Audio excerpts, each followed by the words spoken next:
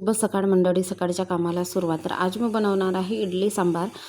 काल पण बनवली होती इडली, पण ते खोबऱ्याच्या चटणीसोबतच रुद्रांसला आवडते, तर ते खोबऱ्याच्या चटणीसोबतच त्यांनी खाल्लं, आम्ही पण खाल्लं. आणि आज म्हटलं सांबारासोबत खाऊया, तर सांबाराची तयारी. आणि इकडे ठेवलेला आहे भात. इकडे तिकडे पाऊस पडतो, पण आमच्या विदर्भामध्ये पाऊस पडायचं काही चिन्ह दिसत नाही. आणि इतकी भयानक गरमी आहे, तर सकाळच्या स्वयंपाकामध्ये आज मी इडली बरोबर खायला सांबार आणि कोहड्याची भाजी बनवणार आहे. तर हा देशी कोहडा आहे, रुद्रांच्या पप्पांनी कोणीतरी दिलं असेल तर त्यांनी आणलं होतं, तर अर्धा कोहडा मी ताईला दिलं आणि अर्ध्या कोहड्याची मी आता भाजी करणार आहे. सांबार ऑलमोस्ट रेडी आहे, बनवलं.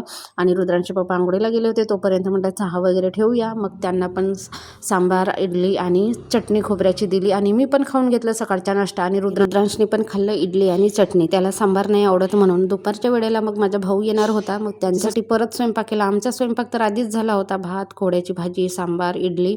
पण मग त्यांच्यासाठी इडल्या सांबार ठेवलं होतं, पण त्यांनी काही खाल्लं नाही. आणि अंड्याची भाजी केली होती, पण ते पण खाल्लं नाही. मग मी काय केलं, डब्यामध्ये भरून दिलं. आणि आईने काय काय पाठवलं, आंबे पाठवले होते, पेरू, लोणचं, दूध पण पाठवलं होतं 1 लिटर 1.5 लिटरच्या जवळपास.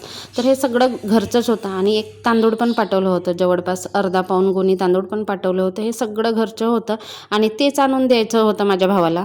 बाहेरून तांदूळ आणायची ही माझी पहिलीच वेळ आहे. मी सहसा आणत नाही, एकतर बसने जाते आणि आणणार कसं. आणि पेरू माझा आवडता विषय आहे, म्हणून आईने पाठवलं. सोबतच अळूच्या पानंसुद्धा पाठवली होती.